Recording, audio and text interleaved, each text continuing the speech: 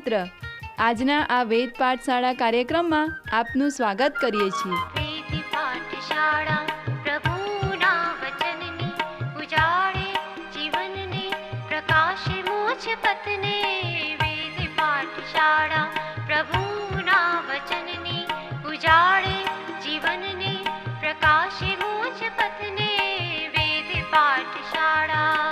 આ કાર્યક્રમ આપને પવિત્ર પુસ્તક બાઇબલનો પદ્ધતિસર અભ્યાસ કરવા મદદરૂપ બનશે. તો ચાલો આ અભ્યાસની શરૂઆત કરતા ઈશ્વરના સેવક પાસેથી પ્રભુનો સંદેશ સાંભળીએ. પ્રિય મિત્ર, આજના આપણા આ અભ્યાસમાં હું આપનો આવકાર કરું છું. મિત્ર, આપણે આ અભ્યાસ પહેલાં અને બીજા સમુએલના પુસ્તકમાં આવ્યા છીએ. પાછલા અભ્યાસમાં આપણે બાઇબલના 6 ઐતિહાસિક પુસ્તકોના તથ્યો તમને સમજાવવાની મેં કોશિશ કરી હતી. પહેલો અને બીજો સમુએલ, પહેલો અને બીજો રાજાઓ, પહેલું અને બીજું કાળવૃત્તાંત. આ ઐતિહાસિક પુસ્તકોને રાજકીય સાહિત્ય અથવા તો ઐતિહાસિક પુસ્તકો કહેવામાં આવે છે. આ પુસ્તકો સમજતા પહેલાં ખરેખર ઈશ્વરના રાજ્યનો ખરો ઉદ્દેશ જાણવો જરૂરી છે. આ ઉદ્દેશ ઘણો જ અગત્યનો બનશે. જ્યારે આપણે નવા કરારમાં જઈશું ત્યારે અહીં 6 ઐતિહાસિક પુસ્તકો જે રાજકીય સાહિત્ય છે અથવા તો ઐતિહાસિક પુસ્તકો તરીકે જાણીતા છે, તેમાંથી જ ઈશ્વરના રાજ્યનો અગત્યનો ખરો ઉદ્દેશ જણાવવા મળશે. 2 મહત્ત્વની બાબતો ઉદાહરણ અને ચેતવણી માટે જે આપણને બતાવેલી છે. અન્ય બાઇબલના ઐતિહાસિક પુસ્તકોની માફક આ પુસ્તકમાં પણ આપણે જોવું પડશે. આ બધું તેઓ સાથે બન્યું. પાઉલ કહે છે તે પ્રમાણે, ઉદાહરણ તરીકે તેમાં મારા અને તમારા માટે પૃથ્વીનો અંત કોની પર આવશે તેની ચેતવણી લખેલી છે. આ ચાવીરૂપ કલમ જૂના કરારની નવા કરારમાં 1 કોરિન્થી 10 અને 11માં મળી આવે છે. માટે જ જ્યારે આપણે બાઇબલના ઐતિહાસિક વર્ણનો વાંચતા હોઈએ ત્યારે હંમેશા ઉદાહરણો અને ચેતવણીઓને ધ્યાનમાં રાખવા જોઈએ. આ બંને આપણને આપણી સામે રહેલા પુસ્તકોમાંથી પુષ્કળ પ્રમાણ મળશે. આ પુસ્તકો ઇતિહાસ છે, નહીં કે લોકવાર્તાઓ કે પુરાણ કથાઓ. જ્યારે પહેલા અને બીજા રાજાઓ અને પહેલા અને બીજા કાળવૃત્તાંતમાં ઘણા સમય અગાઉ સમુએલ પહેલા અને બીજાને એક જ પુસ્તક ગણવામાં આવતું હતું. તેથી જ્યારે આપણે પહેલા અને બીજા સમુએલમાં આવીએ છીએ ત્યારે ખરેખર એક જ પુસ્તકમાં આવીએ છીએ. આ પુસ્તકોમાં આપણે જોઈએ છીએ કે ઈશ્વર જે સત્ય આપણને વહેંચવા માગે છે તે આ પુસ્તકોના વ્યક્તિત્વના ચરિત્રમાં મળે છે. તેમાં ઘણા વ્યક્તિઓ છે, તેમાંના ઘણા ઉદાહરણરૂપ છે અને ઘણા ચેતવણીરૂપ છે. આ 2 પુસ્તકોમાં મુખ્યત્વે 3 વ્યક્તિઓ છે જેને આપણે સમુએલ કહીએ છીએ. તેના પહેલા 8 અધ્યાયમાં એક વ્યક્તિ એટલે કે સમુએલ જેના નામે આ પુસ્તક છે તેના વિશે જોઈએ છે. તેના જીવન અને નેતાગીરી અંગે જણાવેલું છે. સમુએલ એક મહાન ઉદાહરણ છે અને મહાન નમૂનો પણ છે. સમુએલની જિંદગી દ્વારા ઈશ્વર આપણને ઘણું બધું શીખવે છે. 9 થી 15 અધ્યાય દરમિયાન રાજા સાઉલ, જે ઇસરાયેલનો પ્રથમ રાજા છે, તેનું વ્યક્તિત્વ દર્શાવેલું છે. સાઉલનું જીવન એક મહાન મોટી દુઃખદાયક ચેતવણી છે. જો આપણે સાઉલનું જીવન ઝીણવટથી જોઈશું તો જોઈ શકીશું અને અનુભવી શકીશું કે ઈશ્વર આપણને ચેતવણી આપે છે. પહેલા સમુએલની મુખ્ય વ્યક્તિ દાઉદ છે. દાઉદ ઇસરાયેલનો એકમાત્ર ઉત્તમ રાજા હતો. એટલું જ નહીં, પરંતુ ઘણો જ મહત્વનું બાઇબલનું વ્યક્તિત્વ છે. બાઇબલની વ્યક્તિઓમાં ઘણા આધ્યાત્મિકતાની અહીંયા વિશાળ શૈલી જોવા મળે છે. આ બધામાં મૂસા ચોક્કસ મુકરે હશે. ખાસ કરીને ઈશ્વરના કાર્યમાં તેમના હિસ્સા અંગે વિચારશો. સમુએલ પણ પોતે અગત્યનો છે. તે હવે ટૂંક સમયમાં જ તમે જાણશો. જ્યારે ઈશ્વરના કાર્યમાં હિસ્સાનો વિચાર કરીએ તો દાઉદ પણ ખાસ વ્યક્તિ છે. ઉત્પત્તિના પુસ્તકને વિચારો મિત્ર. પહેલા 11 અધ્યાયમાં અંતરિક્ષ અને પૃથ્વીનો ઇતિહાસ છે. બધા લોકો વિશે જણાવેલું છે. ઈશ્વરે વિચાર્યું, પુરુષ, સ્ત્રી, ભાષા અને ઘણું બધું. પરંતુ અધ્યાય 12 થી 22 સુધી ફક્ત એક જ માણસ અંગે એટલે કે ઇબ્રાહિમ વિશે બતાવવામાં આવ્યું છે. એમ લાગે છે કે આધ્યાત્મિકતાથી લખાયેલો આ જુદા જુદા વિષયોને કેટલી જગ્યા આપવી જોઈએ તે અંગે પવિત્ર આત્મા પણ ખૂબ જ સભાન છે. બાઇબલના વ્યક્તિત્વો ઘણા મહત્ત્વના છે. બાઇબલમાં તેઓ અંગે જેટલી જગ્યા ફાળવવામાં આવી છે તે જોઈને આપણે કદી પણ કહી શકીએ કે તેઓ મહત્ત્વના છે. એકબીજા સંદર્ભમાં દાઉદને જોઈએ તો સમજાશે કે તે કેટલા મહત્ત્વના છે. કેટલા બધા અધ્યાયોમાં તેનું ચિત્રણ કરેલું છે, તેમજ આધ્યાત્મિકતા વિવરણ કરવામાં આવેલી છે. દાઉદનું એટલા માટે જ મહત્ત્વ નથી કે તે અડધા સમુએલના પહેલા પુસ્તકમાં અને બીજા સમુએલના પુસ્તકમાં સમાવેલા છે. દાઉદનું એટલા માટે મહત્ત્વ છે કે તેમણે ગીતશાસ્ત્રનું પુસ્તક લખેલું છે.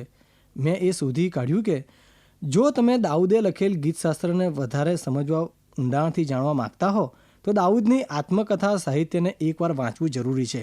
ગીતશાસ્ત્રનું વર્ણન તમને કહેશે કે તે ખાસ ગીતશાસ્ત્રને લખતા સમયે તેમના જીવનમાં શું થઈ ગયું હશે, એટલે કે તેના જીવનમાં શું શું બન્યું હશે. જો તમે પહેલા અને બીજા સમુએલથી ગીતશાસ્ત્રના ઐતિહાસિક સંદર્ભથી પરિચિત હો તો એ ગીતશાસ્ત્રના સંદેશ અને ભક્તિભાવવાળી જરૂરથી નોંધી શકશો. તેથી તમે જોઈ શકશો કે દાઉદનું ઘણું મહત્ત્વ છે. હવે મિત્રો આપણે આગળ વાંચીએ છીએ તે પ્રમાણે 3 વ્યક્તિને જાણવા માગીએ છીએ. મુખ્યત્વે પહેલા અને બીજા સમુએલમાં સમુએલ, સાઉલ અને દાઉદ. હવે સમુએલ તરફ જોઈએ. સમુએલના પહેલા 8 અધ્યાય સમુએલ અંગે છે. સમુએલનો અર્થ થાય છે કે ઈશ્વરનું સાંભળો. સુવાર્તામાં જ્યાં પણ નામને અંતે એલ આવે છે ત્યાં ઈશ્વર સાથે કંઈક સંબંધ છે. દાખલા તરીકે દાનિયેલ, હિબ્રુ શબ્દમાં ઈશ્વર એલ, તેનો ઉચ્ચાર એલ થાય છે.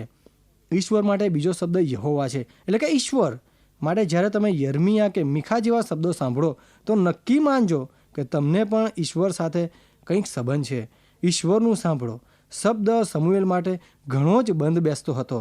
સમુએલનો જન્મ થયો હતો કારણ કે ઈશ્વરે તેની માતાની પ્રાર્થના સાંભળી હતી. તેની માતા હાન્ના, કે જે પોતે બાઇબલના એક પાત્રમાંનું એક મોટું ઉદાહરણ છે. હવે મિત્ર, હાન્ના નિસંતાન હતી. તે સમયે એવી માન્યતા હતી કે સંતાન હોવું એ ઈશ્વરીય આશીર્વાદ છે.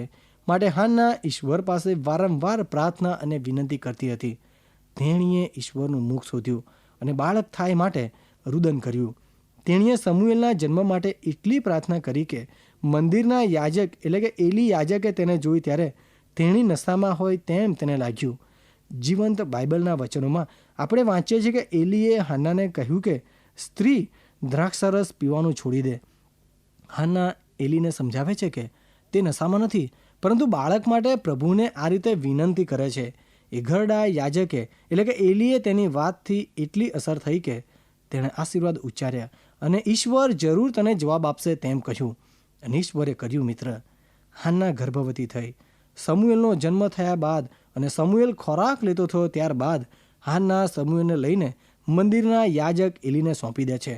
વાસ્તવમાં સમુએલનું પ્રભુને માટે અર્પણ કર્યું. તેણે ભક્તિભાવ ભર્યાનો અર્થ જમીન ઉપર નમી જવું. હાન્નાએ વાસ્તવમાં સમુએલનું અર્પણ કર્યું. સમુએલનો જન્મ થયો કારણ કે ઈશ્વરે હાન્નાની પ્રાર્થના સાંભળી. આ બાબતને લીધે પ્રભુનું સાંભળો નામ બહુ સુસંગત છે. આ નામ એટલા માટે પણ સુસંગત છે કે જ્યારે સમુએલ બાળકને મંદિરમાં યાજક એલી દ્વારા ઉછેરવામાં આવતો હતો ત્યારે સમુએલે પોતે ઈશ્વરનો અવાજ સાંભળ્યો હતો. ઈશ્વરે તેની સાથે ઘણી દુઃખદાયક બાબતો અંગે વાત કરી. યાજક એલી જે સમુએલને પિતા સમાન ઉછેર કરતો હતો તે ઈશ્વરનો અનાંગનાંગિત હતો. એલીએ તેના દીકરાઓને કેળવ્યા નહોતા. એલી તેના દીકરાઓને કેળવતો ન હોવાથી મોટું દૂષણ મંદિરમાં ચાલતું હતું. ઈશ્વરે જુવાન છોકરા સમુએલ દ્વારા વાત કરી અને એલીને સંદેશ મોકલ્યો કે તું તારા દીકરાઓને કેળવતો નથી, માટે તને યાજકપણામાંથી દૂર કરવામાં આવે છે. માટે સમુએલનું પ્રભુને સાંભળો નામ યોગ્ય જ છે. જ્યારે સમુએલ પુખ્ત થાય છે ત્યારે પ્રભુનું સાંભળો એ નામ યોગ્ય છે. શાસ્ત્ર કહે છે કે આખું ઇઝરાયલ દાનથી બેરસેબા, મતલબ કે ઉત્તર ઇઝરાયલથી દક્ષિણ ઇઝરાયલ સમજો. જ્યારે સમુએલ ઉપદેશ કરે છે કે એક પ્રબોધક તેઓમાં છે જેનો એક પણ શબ્દ પ્રભુ જમીન ઉપર પડવા દેશે નહીં. આખી ઇઝરાયલે પ્રભુના શબ્દો સમુએલ મારફતે સાંભળ્યા ત્યારે તેનું સેવા કાર્ય એક મહાન પ્રબોધક તરીકે શરૂ કર્યું. માટે આ 3 કારણોથી પ્રભુનું સાંભળો એ નામ આ માણસ માટે એકદમ સુસંગત છે. ઘણી રીતે સમુએલ એક ઉદાહરણ છે. પ્રથમ તો તેની માતા હાન્ના સાથેનું ઉદાહરણ કે જે આજનું ખ્રિસ્તી શિક્ષણ છે. સમુએલના સંદર્ભમાં એક વિપરીત દલીલ છે. જેવું કે યોહાન બાપ્તિસ્માનું જીવન, ઈસુએ કહ્યું કે જો કોઈ સ્ત્રીઓથી જેટલા જન્મેલા છે તેઓમાં યોહાન બાપ્તિસ્મા સૌથી શ્રેષ્ઠ છે. યોહાન બાપ્તિસ્મા જખારિયા તથા એલિઝાબેથ ઈશ્વરમય મા બાપ દ્વારા ઉછેરવામાં આવ્યો. તેઓએ વાસ્તવમાં યોહાનને અરણ્યમાં છુપાવીને તેને વિશ્વાસમાં સંપૂર્ણ કરીને જ્યાં સુધી 30 વર્ષનો થઈને તેનું સેવા કાર્ય શરૂ ન કર્યું ત્યાં સુધી રાખી મૂક્યો. યોહાને ફક્ત 18 જ મહિના ઉપદેશ કર્યો હતો અને ઈસુએ તેને મહાન માણસ કહી. એક જ મહાન માણસ છે. સ્ત્રીઓમાં જેટલા જન્મ્યા તેઓમાં સૌથી મહાન માણસ યોહાન બાપ્તિસ્મા છે તેવું કહ્યું. તેણે પૂરા સમયની ઉપદેશની સેવા કરતાં પહેલાં પૂરી કરી અને તેનો અનુભવ કર્યો હતો. મિત્ર, સમુએલ પણ યોહાનની માફક જ છે. સમુએલ મંદિરમાં યાજક એલી દ્વારા રાખવામાં આવ્યો હતો. સમુએલ બાળક હતો ત્યારથી જ ઈશ્વરની વાતો અને ઈશ્વરની દુનિયાનું શિક્ષણ પામતો હતો. માટે સમુએલ એક એવું ઉદાહરણ છે કે જો પ્રભુના વિશ્વાસમાં બાળકનું પોષણ કરવામાં આવે તો શું બની શકે. સમુએલનું જીવન બાળકોના શિક્ષણ માટે મોટી દલીલ છે. સમુએલે પ્રભુના કાર્યમાં મોટો ભાગ ભજવ્યો હતો. હિબ્રુ ઇતિહાસમાં સમુએલ સીમાચિહ્ન સમાન છે. સમુએલે ઇઝરાયલને આધ્યાત્મિક અંધકારના જ્યાં ન્યાયાધીશોના પુસ્તકમાં જણાવ્યા મુજબ 400 વર્ષથી ન્યાયાધીશો રાજ ચલાવતા હતા એ યુગમાંથી બહાર લાવ્યા. તેમને ઇઝરાયલનો આત્મિક સંદેશનો યુગ અથવા તો આત્મિક અંધકારનો યુગ યાદ હશે. ત્યાં નેતાગીરીનો શૂન્ય અવકાશ હતો. હવે મિત્ર, સમુએલ ફક્ત પ્રબોધક, યાજક, ન્યાયાધીશનું સંમેલન હતું, પરંતુ એક રાજકીય નેતા પણ તે હતો. સમુએલ નેતા હતા, ફક્ત આત્મિક જ નહીં પરંતુ રાજકીય નેતા પણ હતા. સમુએલે તેમનું અનુકરણ કરતા મહાન નેતાઓ માટે એક મંચ તૈયાર કર્યો, જેવા કે દાઉદ અને અન્ય મહાન પ્રબોધકોને, જેઓને આપણે ઇતિહાસનું પુસ્તક વાંચતા મળીશું. સમુએલ એક એવા માનવ પ્રતિનિધિ હતા કે જેમના દ્વારા ઈશ્વરે ઇઝરાયલમાં કદી ન હોય એવા રાજા દાઉદ રાજાનો અભિષેક કર્યો. સમુએલના સંપૂર્ણ જીવન કાર્ય દરમિયાન તેઓ મહાન આધ્યાત્મિક તથા રાજકીય નેતા હતા. તેણે અંત સુધી સારી દોડ દોડી. બાઇબલમાં ઘણા પ્રભુના માણસો તથા પોતાના ઇતિહાસના માણસો છેવટ સુધી સારી દોડ પૂરી કરી શક્યા નથી. તેઓને ઘણી મહાન સેવાઓ હોય છે, પરંતુ તેઓ સારી દોડ અંત સુધી લગાવી શક્યા નહીં. પ્રથમ સમુએલના પુસ્તકમાં બીજું જે પાત્ર છે જેના વિશે ભારપૂર્વક જાણવામાં આવ્યું છે તે આપણે જીવનના માટે ખૂબ જ ચેતવણી સમાન છે, અને તેનું નામ સાઉલ હતું. શાસ્ત્રમાં સાઉલ એ બહુ વિવાદાસ્પદ વ્યક્તિ છે. ઈશ્વરના લોકોની મધ્યે ઘણા ઈશ્વર વિદ્યાને લગતા વિવાદો કરે છે. તેમાંનો એક આ વિવાદ છે. એકવાર તમે નવો જન્મ પામ્યા પછી અને શાસ્ત્રમાં જે આત્મિક જીવનનું વર્ણન છે તે સ્વાદ માણ્યા પછી શું તમે તેને ગુમાવી શકો છો? આજે તમે તારણ પામેલ અને આવતી કાલે ખોવાયેલા હોઈ શકો છો. જો ઉડાવ દીકરો ભૂંડોના રહેવાના ઠેકાણે મરણ પામ્યો હોત તો શું તે ખોવાયેલો જ રહેત? બે રીતે આ પ્રશ્નનો જવાબ આપી શકાય. આ બંને માટે શાસ્ત્રનો આધાર લઈ શકાય છે.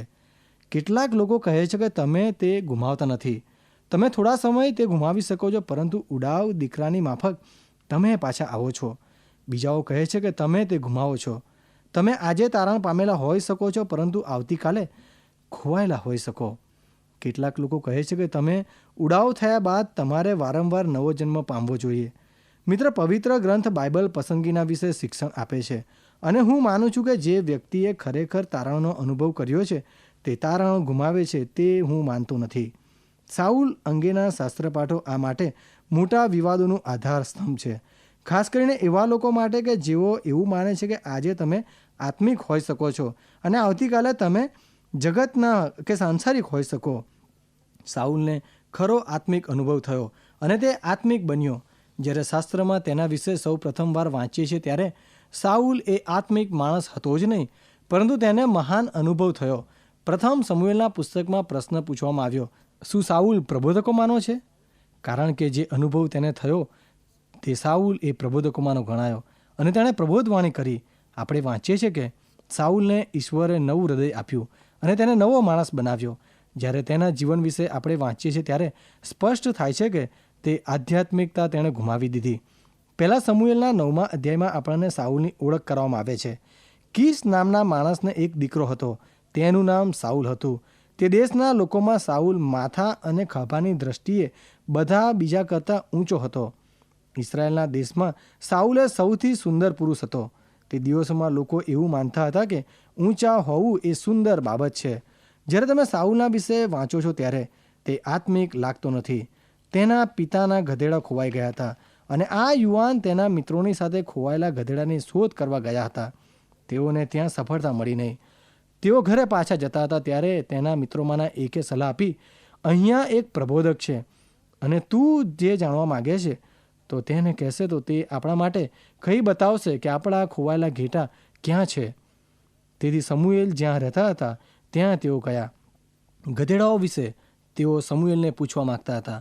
મિત્ર, શાસ્ત્ર જણાવે છે કે તેની અગાઉની રાત્રે ઈશ્વરે સમુએલ સાથે વાત કરીને કહ્યું હતું કે કાલે આશરે આ વેળાએ બિન્યામીનના દેશમાંથી એક માણસ હું તારી પાસે મોકલીશ. ઇસરાયેલના પ્રથમ રાજા તરીકે તું તેનો અભિષેક કરજે. તેથી સમુએલ જાણતો હતો કે સાઉલ આવનાર છે. જ્યારે જે જગ્યાએ પ્રબોધક રહેતા હતા ત્યાં સાઉલ આવ્યા ત્યારે અને ગધેડાઓ વિશે તે પૂછે તે પહેલાં તેને આશ્ચર્ય લાગ્યું કે સમુએલ સાઉલને ઓળખતો હતો અને તેની રાહ જોતો હતો. સમુએલે સાઉલને મોટી મિજબાની માટે આમંત્રણ આપ્યું અને સાઉલને મનપસંદ માંસ પૂરું પાડ્યું અને કહ્યું, આ ભોજન મેં તારા માટે તૈયાર કર્યું છે અને હું તારા આવવાની વાટ જોઈ રહ્યો છું. ગધેડાની ચિંતા કરીશ નહીં, તેઓ મને જડ્યા છે. તે ઉપરાંત હવે ઇસરાયેલની સર્વ સંપત્તિ તારા હાથમાં છે. જ્યારે સમુએલે તે પ્રમાણે કહ્યું ત્યારે સાઉલે સમુએલને કહ્યું, મને માફ કરો, હું બિન્યામીન કુળનો છું. ઇસરાયેલમાં સૌથી નાનું મારું કુળ છે. મારા કુળમાં મારું કુટુંબ સૌથી ઓછું મહત્વનું છે. તમે ભૂલ કરો છો. હવે મિત્ર, આપણે જોયું હતું તે પ્રમાણે ગિદિયોને તે પ્રમાણે કહ્યું અને મૂસા સુદ્ધાએ તે પ્રમાણે કહ્યું. આ પ્રકારનું વલણ હોવું એ તંદુરસ્ત બાબત છે. હવે ન્યાયાધીશોના પુસ્તકના અંતે જે આંતરવિગ્રહ થયો તે શું તમને યાદ છે? બિન્યામીનનું કુળ બીજા બધા કુળો સાથે લડાઈ કરી અને તે બધાને લગભગ ખતમ કરી નાખ્યા. ત્યારે ઈશ્વરે મધ્યસ્થી કરી. ત્યારે 11 કુળોએ બિન્યામીન કુળને લગભગ નાબૂદ કરી નાખ્યું હતું. જ્યારે ઈશ્વરે બીજી વાર મધ્યસ્થી કરી ત્યારે ફક્ત 600 બિન્યામીનના લોકો હતા. ઈશ્વરે કહ્યું, મારું એક કુળ પૃથ્વીના પીઠ પરથી નાબૂદ થાય તેવી મારી ઈચ્છા નથી. તેથી 600 બિન્યામીનના લોકોને અરણ્યના એક ખૂણામાં હાંકી કાઢવામાં આવ્યા. કુળોએ કેટલીક સ્ત્રીઓને લઈને બિન્યામીનના લોકોને તે આપીને કહ્યું, તમારામાંથી સંતાનો ઉત્પન્ન કરો, કારણ કે ઈશ્વરની ઈચ્છા નથી કે એક કુળને પૃથ્વીના પીઠ પરથી ભૂસી નાખે. સાઉલની પૂર્વભૂમિકા તે હતી. સાઉલે જે કહ્યું તેમાં કંઈક આશ્ચર્ય નથી. એથી તે સૌથી નાના કુળમાંથી હું આવું છું તે સાચું છે અને હું સૌથી નાનામાં નાનો છું. પરંતુ સમુએલે તેને ઇસરાયેલના પ્રથમ રાજા તરીકે અભિષિક્ત કર્યો, કારણ કે ઈશ્વરે સમુએલને સાઉલનો અભિષિક્ત કરવા કહ્યું હતું. જે રીતે તે વાર્તાના અંતે આવે છે તે મને ગમે છે. તેથી તે દિવસે સાઉલ સમુએલની સાથે રોટલી ભાંગી. હું માનું છું કે સમુએલ સાથે જે રોટલી તેણે ભાંગી તે કદી ભૂલી ગયો નહીં હોય. હવે મિત્ર, રાજા થવાને માટે સાઉલને અભિષિક્ત કરવામાં આવ્યો હતો, પરંતુ સાઉલ એ સારો રાજા નહોતો. તેથી તેનું જીવન તે ચેતવણીરૂપ બની ગયું. સાઉલે આત્મિક રીતે મહાન માણસ બની શક્યો હોત. વાર્તામાં પાછળથી સમુએલે સાઉલને કહ્યું કે તે અદ્ભુત આશ્ચર્યજનક બાબત છે જ્યારે સમુએલે સાઉલ પાસેથી રાજ્ય લઈ લીધું. જ્યારે સમુએલે સાઉલને ઠપકો આપ્યો ત્યારે સમુએલે કહ્યું, ઈશ્વરે યોજના કરી હતી કે તે તને તથા તારા વંશજોને સદાને માટે ઇસરાયેલનો રાજા બનાવે, પરંતુ તે રાજ્ય તારી પાસેથી લઈ લેવામાં આવશે. તેનો અર્થ એ થાય કે સાઉલ તથા તેના વંશજો સદાને માટે રાજા બની શક્યા હોત, પરંતુ સાઉલે અનાંગનાંગિત થવાનું પસંદ કર્યું અને તેથી ઈશ્વરે તેને દૂર કર્યો. સાઉલને તેના આત્મિક અનુભવમાંથી ઊંડી અસર થઈ તેવું અહીં દેખાય છે. સમુએલે સાઉલને કેટલીક સ્પષ્ટ ભવિષ્યવાણીઓ આપી હતી. સમુએલે કહ્યું, આ ટેકરી પર તું જા અને જ્યારે ફલિસ્તીઓનું સૈન્ય છે તેવા સ્થળે તું આવે ત્યારે કેટલીક ખાસ બાબતો બનશે. ટેકરી પરથી 3 માણસો ઉતરતા તેઓને તું મળીશ. તેઓના હાથમાં ખાસ વસ્તુ હશે. તેઓ આ પ્રમાણે કહેશે અને તને તે પ્રમાણે કહેશો. સમુએલે તે બધી ભવિષ્યવાણીના ચિહ્નો કહ્યા હતા. તે શબ્દસહ પૂર્ણ થઈ છે. જ્યારે સમુએલે કહ્યું કે ઈશ્વરે તને નવું હૃદય આપશે, તેનો આત્મા પરાક્રમ સાથે તેના પર ઉતરી આવશે અને તું બદલાઈ જશે, ત્યારે સમુએલે કરેલી સૌથી મહત્વની ભવિષ્યવાણીનું ચિહ્ન કયું હતું? આ બાબતો સાઉલના સાથે બની અને જ્યારે તે બાબતો બની ત્યારે સાઉલના ઉપર એની અસરો થઈ હોત તેવું લાગ્યું. પરંતુ સાઉલ એકવાર નહીં 2 વાર ઈશ્વરની ઈચ્છાને અનાંગનાંગિત થયો. સાઉલ ફલિસ્તીઓની વિરુદ્ધ લડ્યો. સાઉલ સૈન્ય છોડી જઈ રહ્યો હતો ત્યારે અને સૈન્ય માટે તથા અર્પણ ચડાવવાને માટે તેને કોઈકની જરૂર હતી. તે જાણતો હતો કે સમુએલ 7 દિવસ પછી આવશે. જ્યારે 7 દિવસ પસાર થયા અને સમુએલ આવ્યા નહીં ત્યારે સાઉલે તે બાબતો પોતાના હાથમાં લીધી. સમુએલનું સ્થાન તેણે લીધું. યાજકનો ભાગ તેણે ભજવ્યો. જ્યારે સમુએલ આવ્યા ત્યારે તે સાઉલથી બહુ બેચેન થયા. પહેલો સમુએલ 13મા અધ્યાયમાં તેની નોંધ કરવામાં આવી છે. આ જ અધ્યાયમાં આપણે દાઉદના વિશે પણ વાંચીએ છીએ.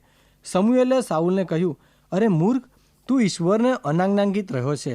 ઈશ્વર તારી પાસેથી રાજ્ય લઈને તે રાજ્ય તેના મનગમતા માણસ જે તેની ઈચ્છા પૂરી કરશે તેને આપશે. ઈશ્વરને આવો માણસ મળ્યો છે કે જે તારા કરતાં વધારે સારો છે. અહીંયા સૌ પ્રથમવાર આપણે દાઉદના વિશે સાંભળીએ છીએ. દાઉદ ઈશ્વરનો મનગમતો માણસ હતો કે જે ઈશ્વરની સર્વ ઈચ્છા પૂરી કરશે. ઈશ્વરે સાઉલને બીજી તક આપી, પણ સાઉલ ઈશ્વરને બીજી વાર પણ અનાજ્ઞાંકિત રહ્યો. સાઉલને આજ્ઞા આપવામાં આવી હતી કે તે અમાલેકીઓ પર વિજય મેળવે અને તેમની સાથે યુદ્ધ કરીને તેઓનો નાશ કરે. સર્વ લોકો અને સર્વ વસ્તુઓનો નાશ કરવાને માટે તેને હુકમ આપવામાં આવ્યો હતો. તેને જણાવવામાં આવ્યું હતું કે બળદો, ઘેટાઓ, ઊંટો, ગધેડાઓ અને સર્વ વસ્તુઓનો નાશ કરવો. પરંતુ જ્યારે સાઉલના સૈન્યએ અમાલેકીઓ પર વિજય મેળવ્યો ત્યારે સાઉલ અને તેના માણસોએ શ્રેષ્ઠ વસ્તુઓ પોતાના માટે રાખી.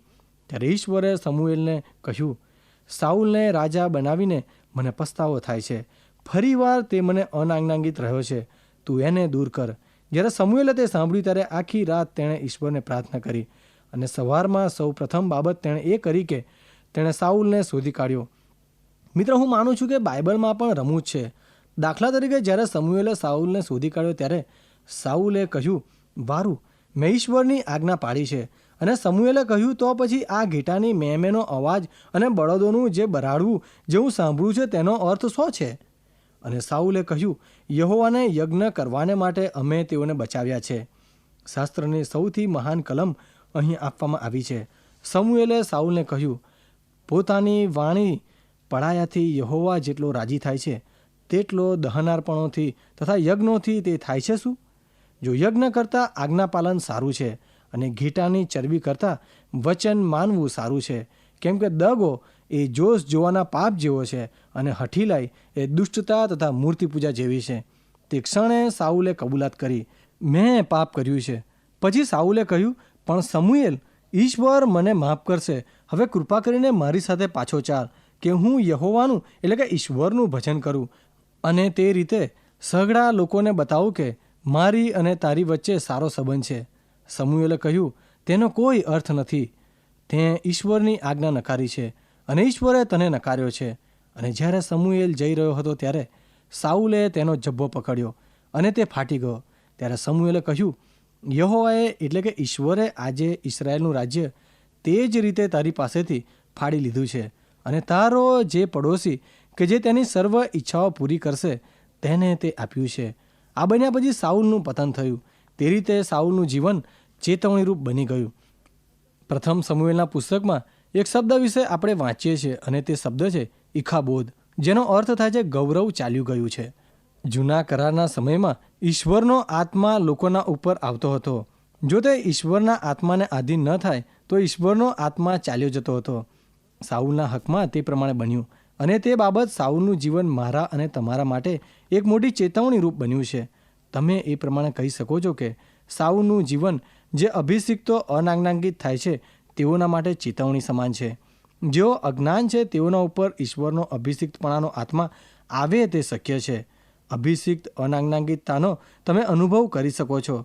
સાઉલના જીવન ઉપરથી આપણે શીખી શકીએ છીએ કે લોકો જ્યારે આધીન થતા નથી ત્યારે તે બાબત બહુ લાંબો સમય ચાલતી નથી. પવિત્ર આત્માનું અભિષિક્તપણું હોવા માટેનો ચાવીરૂપ શબ્દ એ આધીન છે. નવા જન્મ માટેનો ચાવીરૂપ શબ્દ વિશ્વાસ કરવો અથવા માનવું છે. તમારા જીવન ઉપર ઈશ્વરના અભિષિક્તપણાનો અનુભવ મેળવવા માટે આધીનતા મુખ્ય શબ્દ છે. જેમ સાઉલ આધીન ન રહ્યો તેમ જ્યારે આપણે અનાજ્ઞાંકિત થઈએ છીએ ત્યારે આપણું જીવન ચેતવણીરૂપ બને છે. પ્રિય શ્રોતા મિત્રો, અમને ખાતરી છે કે આજનો આ કાર્યક્રમ આપને રસપ્રદ લાગ્યો હશે. જો આ કાર્યક્રમ આપ નિયમિત રીતે સાંભળશો તો તમારા અંગત જીવનને માટે તે ખૂબ જ લાભદાયી બનશે.